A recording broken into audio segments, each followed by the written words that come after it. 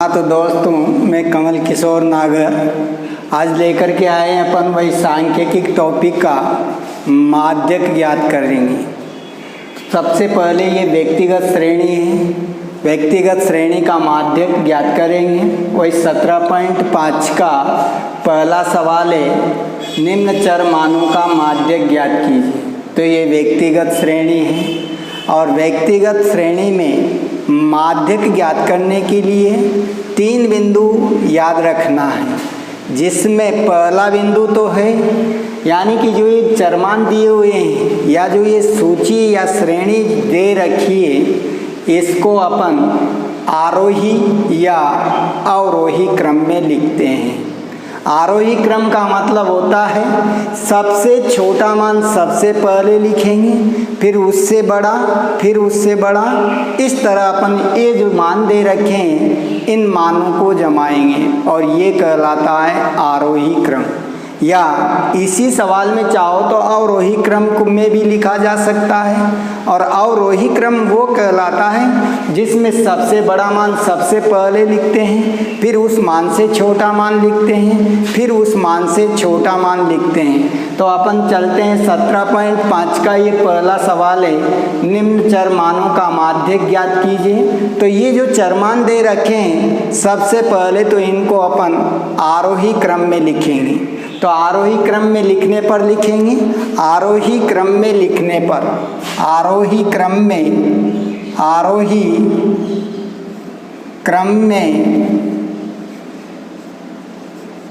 लिखने पर, आरोही क्रम में लिखने पर। अब इसमें आरोही क्रम में लिख रहे हैं तो सबसे पहले ये जो मान दे रखे हैं इनमें सबसे छोटा मान देखेंगे। तो सबसे छोटा मान इसमें जो मान दे रखे हैं 25, 34, 33, 13, 20, 26, 36, 28, 19 और 34। तो इसको आरोही क्रम में लिखना है तो सबसे पहले सबसे छोटा मान लिखेंगे और कोई सा भी मान अगर 2 बार आ रहा है तो उसको 2 बार ही लिखना है। तो यानी कि आरोही क्रम में लिखेंगे। तो ये दिए हुए मानों में सबसे छोटा मान 13 है तो सबसे पहले 13 लिखेंगे। इसके बाद 13 के बाद दूसरा मान 13 से बड़ा वाला मान देखेंगे। 13 से बड़ा वाला मान दूसरा मान 19 है तो ये 19 लिखेंगे। दूसरा मान 19 होगा। इसके बाद फिर 19 से बड़ा वाला मान, 19 से बड़ा वाला मान इसमें ये 20 है तो ये 20 लिखेंगे। 19 के बाद ये 20 लिखेंगे। 20 के बाद 25 है तो 25 लिखेंगे, ये 25 लिखेंगे, ये 25। फिर 25 से बड़ा वाला मान 26 है तो ये 26 लिखेंगे, 26। फिर 26 से बड़ा वाला मान, या अगर 26 है तो 2 बार लिखना है, तो वैसे 26 एक बार ही दे रखा है तो यानी कि 26 लिख दिया है। 26 के आगे 26 से बड़ा वाला मान 28 है तो 28 लिखेंगे, ये 28। इसके बाद 28 से बड़ा वाला मान, 28 के बाद 33 है तो ये 33 लिखेंगे, 33। इसके बाद 33 के बाद 33 से बड़ा वाला मान 34 है और 34 2 बार दे रखा है तो 2 बार लिखेंगे 34 को, ये 34। ये 34 को 2 बार लिख दिया है। फिर वही 34 से बड़ा वाला मान 36 है और ये 36 लिखेंगे। तो ये तो हो गया अपना दिए गए आंकड़ों को आरोही क्रम में लिख दिया है। अब आरोही क्रम में लिखने के बाद इसमें भी 2 ये होता है, जैसे एक तो समपद भी हो सकते हैं और विषम पद भी हो सकते हैं। तो यानी कि दोनों का माध्यक ज्ञात करने के अलग अलग तरीके हैं। समपदों का माध्यक तो ज्ञात करते हैं अपन सूत्र की सहायता से, यानी कि जो मध्य में 2 पद आते हैं, जैसे पूरे पद इधर छोड़ेंगे, आधे पद इधर छोड़ेंगे और बीचों बीच में समपदों में 2 पद बीच में आएंगे और बीचों बीच के दोनों पदों को जोड़ करके 2 का भाग देते हैं, वही माध्यक कहलाता है। और विषम पदों का माध्यक ज्ञात करते हैं। अगर पदों की संख्या विषम है तो विषम पदों में बीचों बीच में एक ही पद मध्य में होगा, यानी कि जैसे 7 पद हैं, विषम पद हैं, तो 7 पदों में 3 पद इधर आगे आ जाएंगे और 3 पद पीछे आ जाएंगे। चौथा पद जो होगा वो बीचों बीच में होगा और वही पद माध्यक कहलाएगा। तो यानी कि इन पदों को गिनेंगे, कौन से पद हैं ये, विषम पद हैं या सम पद हैं, पहले तो ये जानकारी प्राप्त करेंगे। तो इन पदों को गिनेंगे, जैसे ये 1 2 3 4 5 6 7 8 9 और 10, यानी कि 10 पद हैं तो 10 पद समपद कहलाते हैं। यानी कि 10 जो संख्या है वो सम संख्या कहलाती है। तो अपने जो सवाल दे रखा है उसमें पदों की संख्या सम है, तो सम पदों की संख्या है, तो माध्यक ज्ञात करने का सूत्र लिखेंगे। सम पदों का माध्यक बराबर, सम पदों का माध्यक बराबर सूत्र लिखेंगे। सम पदों का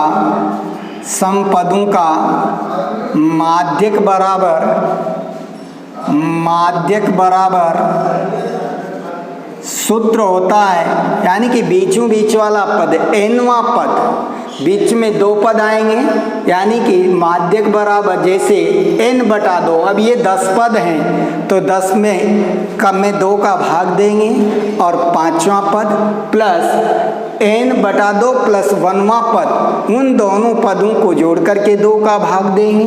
तो जैसे ये सूत्र होता है सम पदों का माध्यक बराबर n/2वां पद, n/2वां पद प्लस n/2 प्लस 1वां पद, यानी कि इन दोनों पदों के मान लिखेंगे और इसके बटा 2 लिखेंगे, ये पूरे के बटा 2। तो यानी कि n/2, n बराबर यहाँ पदों की संख्या है, कितने पद हैं, तो यानी कि इसमें n/2 का मतलब है 10।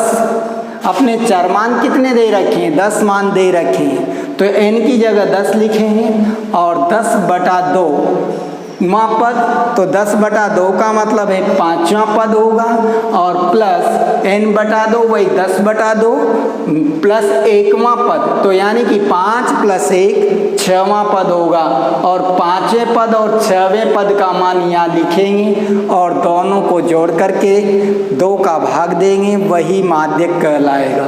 या फिर चाहो तो अपन ये जो बटे का 2 है इसको चाहो तो कोष्टक लगा करके जैसे 1/2 बाहर लिख सकते हैं, 1/2 कोष्टक लगा करके लिख सकते हैं n/2वां पद प्लस n/2 प्लस 1वां पद। अब इसी में मान रखेंगे, जैसे ये n का मान 10 है तो 10/2वां पद, 10/2वां पद प्लस 10/2 प्लस 10/2 प्लस 1वां पद, 1वां पद, तो यानी कि और ये इसके भी बटा 2 लिखोगे तो ये बटा 2। अच्छा, अब 10/2 का मतलब हो गया 5वां पद और प्लस 5 प्लस 1वां पद, तो यानी कि ये हो गया 6वां पद, तो ये 5वां पद प्लस 6वां पद, माध्यक बराबर वही माध्यक बराबर 5वां पद प्लस 6वां पद, ये माध्यक बराबर 5वां पद प्लस 6वां पद बटा 2। अच्छा, अब वही जो अपन ने आरोही क्रम लिखा है, इस आरोही क्रम में 5वें पद और 6वें पद के मान लिखेंगे। तो यानी कि 5वां पद, इस जो अपना क्रम लिखा है उसमें 5वां पद देखेंगे तो 5वें पद यानी कि 1 2 3 4 और ये 5वां पद में 26 है। इसी तरह 6वां पद 6वें पद में 28 है और यहाँ 5वें पद की जगह 26 और 6वें पद की जगह 28 लिखेंगे और माध्यक बराबर ज्ञात करेंगे। तो माध्यक बराबर, ये माध्यक बराबर पांचवें पद की जगह ये 26 लिखोगे, या चाहो तो इसको यूं भी लिख सकते हो 1/2 कोष्टक पांचवें पद का मान प्लस 6वें पद का मान कोष्टक के अंदर भी लिख सकते हैं, या फिर इसी में मान भी रख सकते हैं। तो पांचवें पद का मान 26 है, ये 26 प्लस ये 28/2। अच्छा, तो वही माध्यक बराबर इन दोनों को जोड़ेंगे, तो जोड़ने पर जैसे ये माध्यक बराबर जोड़ेंगे तो 8 और 6 14, यानी कि ये हो गया 4 और 2 और 2 4 और 1 5 54। 26 और 28 को जोड़ा तो ये 54 हो गया, और ये बटे के 2 लिखेंगे, ये बटा 2। अच्छा, वही 54 में 2 का भाग देंगे तो 27 बार जाएगा, और माध्यक बराबर कहलाएगा माध्यक बराबर 27। यही इस सवाल का आंसर होगा। तो अपन व्यक्तिगत श्रेणी का माध्यक इस तरह से ज्ञात करते हैं। अच्छा दोस्तों, अगर इसी श्रेणी में अगर विषम पदों की संख्या हो तो बीचों बीच में एक ही पद होगा, और वह एक ही पद माध्यक कहलाएगा। हाँ, तो ये अपन 17.5 का दूसरा सवाल है, जो अवर्गीकृत बारंबारता बंटन का माध्यक ज्ञात करना है। तो जैसे ये अवर्गीकृत बारंबारता बंटन है, जिसमें जो वर्ग दे रखा है ये बच्चों की संख्या, ये तो x कहलाएगा, और जो ये परिवारों की संख्या है ये f कहलाएगा। चाहो तो इसमें अपन x और f लिख सकते हैं, ये x और f, इसको x लिख सकते हो और इसको f लिख सकते हो। यानी कि जैसे 10 परिवार ऐसे हैं जिनमें बच्चों की संख्या 0 है, इसी तरह 35 परिवार ऐसे हैं जिनमें बच्चों की संख्या 1 है, इसी तरह 27 परिवार ऐसे हैं जिनमें बच्चों की संख्या 2 है, 17 परिवार ऐसे हैं जिनमें बच्चों की संख्या 3 है, 6 परिवार ऐसे हैं जिनमें बच्चों की संख्या 4 है, 3 परिवार ऐसे हैं जिनमें बच्चों की संख्या 5 है, और 2 परिवार ऐसे हैं जिनमें बच्चों की संख्या 6 है। तो ये इस तरह के बारंबारता बंटन है। तो यानी कि ये कुल परिवार 100 है। तो एक लिखा हुआ है 100 परिवारों में बच्चों की संख्या निम्न प्रकार है, तो इनका माध्यक ज्ञात करना है। तो अपन को इनका माध्यक ज्ञात करना है। तो जैसे जब भी अवर्गीकृत बारंबारता बंटन हो या वर्गीकृत बारंबारता बंटन हो, तो सबसे पहले इस अवर्गीकृत बारंबारता बंटन या वर्गीकृत बारंबारता बंटन दोनों में से किसी भी तरह का बंटन हो, सबसे पहले CF सारणी तैयार करते हैं। तो CF सारणी बनाएंगे।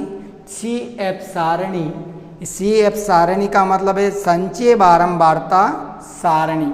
संचय बारंबारता सारणी का मतलब होता है जैसे ये CF या ये संचयी बारंबारता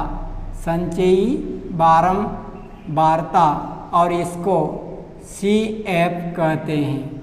CF वाला कॉलम बना सकते हैं, CF कॉलम बनाएंगे और संचय बारंबारता सारणी जैसे इसी में इन्हीं को क्रम से जोड़ते हुए चलेंगे। जैसे ये है 0 बच्चे वाले परिवारों की संख्या 10 है, तो ये 10 लिखेंगे। अच्छा, 1 से कम बच्चे वाले परिवारों की संख्या, तो इस 10 में इस 35 को जोड़ करके लिखेंगे। तो 35 और 10 45 हो गए, ये 45 लिखेंगे, यानी कि 10 और 35 45। इसी तरह फिर 2 से कम बच्चे वाले परिवारों की संख्या निकालना है। तो 2 से कम बच्चे वाले परिवारों की संख्या यानी कि इस 45 में 27 को जोड़ेंगे। 2 या 2 से कम बच्चे वाले परिवारों की संख्या, तो ये 45 में 27 को जोड़ करके लिखेंगे। तो ये होगा 7 और 5 12 का 2 हासिल 1 4 2 6 और 1 7, यानी कि 72। यानी कि 72 परिवार ऐसे हैं जिनमें या तो 2 बच्चे हैं या 2 से कम बच्चे हैं। इसके बाद फिर वही 3 बच्चे वालों की संख्या वाले परिवार, जैसे 3 या 3 से कम बच्चे हों उनको, तो वही इस 72 में इस 17 को जोड़ेंगे और ये 7 और 2 9 7 और 1 8 89। इसके बाद फिर वही 4 वाली पंक्ति में 89 में 6 को जोड़ेंगे तो 4 बच्चे वाले परिवारों की संख्या या उससे कम बच्चों वाले परिवारों की संख्या, तो ये होगा 9 और 6 15, यानी कि 5 8 1 9 95। इसी तरह 5 बच्चे या 5 से कम बच्चे वाले परिवारों की संख्या, ये 95 में 3 को जोड़ेंगे, ये 98, और फिर ये 6 बच्चे या 6 से कम बच्चे वाले परिवारों की संख्या 100 है। तो ये कहलाएगी संचय बारंबारता CF। इसी को संचय बारंबारता कहते हैं। और संचय बारंबारता सारणी बनाने के बाद दूसरा मान n/2 ज्ञात करते हैं। n/2 या उसको अपन सिग्मा F भी कह सकते हो। तो n/2 का मान ज्ञात करते हैं, तो ये n/2 का मान ज्ञात करेंगे। n/2 बराबर n/2 का मान ज्ञात करना है। तो n का मतलब होता है जो ये बारंबारताओं का योग है, यही n कहलाता है। या इसको ये सिग्मा F भी कह सकते हो। जैसे माध्य में अपन ने पढ़ा था सिग्मा F का मतलब है बारंबारताओं के योग को n भी कहते हैं। तो ये n बराबर, इसको जोड़ करके लिखेंगे, ये n बराबर, ये इनको जोड़ेंगे तो जो ये अपन ने CF सारणी बनाई है उसमें ये 100 हुए हैं। या फिर ये यहाँ सवाल में भी लिखा हुआ है 100 परिवार में बच्चों की संख्या। तो 100 परिवार है, कुल बारंबारता कितनी है 100 है, क्योंकि 100 परिवारों में बच्चों की संख्या दी गई है। तो इसको जोड़ेंगे तो या तो इसको क्रम से इसको भी जोड़ सकते हो, या फिर जो ये CF में अपना अंतिम मान आ रहा है इसको भी यहाँ लिख सकते हैं। तो ये अगर इसको जोड़ते हैं तो जैसे ये 5 और 7 12, 12 और 7 19, 19 और 6 25, 25 और 3 28 और 2 30 की 0 हासिल 3 लिखेंगे। 3 और 1 4, 4 3 7, 7 और 2 9, 9 और 1 10, यानी कि n बराबर हो गया 100। तो वही अवर्गीकृत बारंबारता बंटन का माध्यक ज्ञात करने के लिए इस n का मान ज्ञात करेंगे। पहली बात तो CF सारणी बनाएंगे, उसके बाद दूसरा नंबर आता है n/2 का मान ज्ञात करेंगे। तो n/2 का मान n बराबर 100 आया है, तो ये यहाँ n की जगह 100 लिखेंगे और ये 100/2, 100/2। अच्छा, ये 2 का भाग देंगे या 2 से कट रहा है 50 बार। अच्छा, n/2 का मान ज्ञात हो गया है। अब इस n/2 के मान को अपन सारणी CF वाले स्तंभ में देखेंगे। अब ये सबसे पहले कौन सी पंक्ति में आता है, उसी के संगत चर x के मान को अपन माध्यक कहेंगे। तो जैसे n/2 के मान को CF सारणी में देखने पर ये सबसे पहले 72 के अंतर्गत ही आता है। जैसे मान लो ये 10 हैं, 10 तक अगर गिनती लिखें तो ये 50 इस 10 के अंतर्गत नहीं आते हैं। इसी तरह 45 है, दूसरी पंक्ति में 45 तक गिनती लिखें तो ये 50 इस 45 में भी नहीं आता है। इसी तरह ये 72 है, तो ये 72 इस 50 में 72 के अंतर्गत आता है। तो यानी कि इस 50 को CF में देखने पर 72 के अंतर्गत आता है, और 72 के अंतर्गत 72 के संगत चर का मान यानी कि बच्चों की संख्या 2 है, तो माध्यक बराबर 2 होगा। तो यानी कि यहाँ लिखेंगे 50 को CF सारणी में देखने पर 50 को CF सारणी में देखने पर सारणी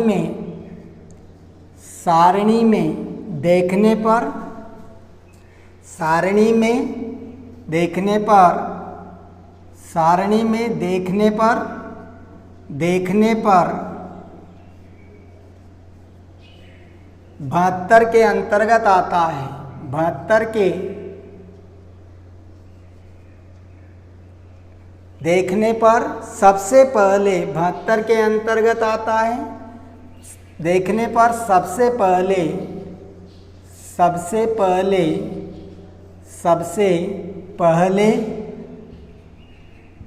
72 के अंतर्गत आता है। 72 के अंतर्गत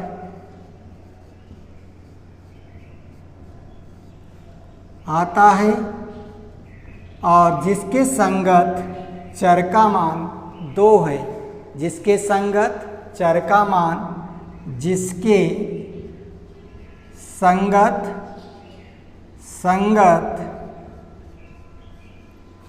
चर का मान, जिसके संगत चर का मान 2 है, अतः ये 2 ही माध्यक होगा और माध्यक बराबर 2 लिखेंगे। तो ये माध्यक बराबर 2, यही अपना इस सवाल का आंसर कहलाएगा। तो यानी कि जब भी अवर्गीकृत बारंबारता बंटन का माध्य ज्ञात करना होता है, तो जब भी अवर्गीकृत बारंबारता बंटन का माध्य ज्ञात करने के लिए 3 बातों को ध्यान में रखना है। पहली बात तो होती है, जो सारणी दे रखी है उसमें CF सारणी बनाते हैं, यानी कि संचय बारंबारता सारणी तैयार करते हैं, पहला बिंदु। दूसरा बिंदु होता है n/2 का मान ज्ञात करते हैं, तो n बराबर जो बारंबारताओं का योग होता है इसको जोड़ते हैं और ये CF सारणी में भी अंतिम पंक्ति वाला मान के बराबर आता है और n/2 का मान ज्ञात किया है। और फिर तीसरी बिंदु में इस जो n/2 बराबर आया है उसको CF सारणी की पंक्तियों में देखते हैं, जिस पंक्ति में सबसे पहले ये n/2 का मान आता है उसी के संगत चर को माध्यक कहते हैं। तो यानी कि अपने इस सवाल में 50 को CF सारणी में देखने पर सबसे पहले 72 के अंतर्गत आया है और जिसके संगत चर का मान 2 है, तो माध्यक 2 होगा, यही इसका आंसर कहलाएगा।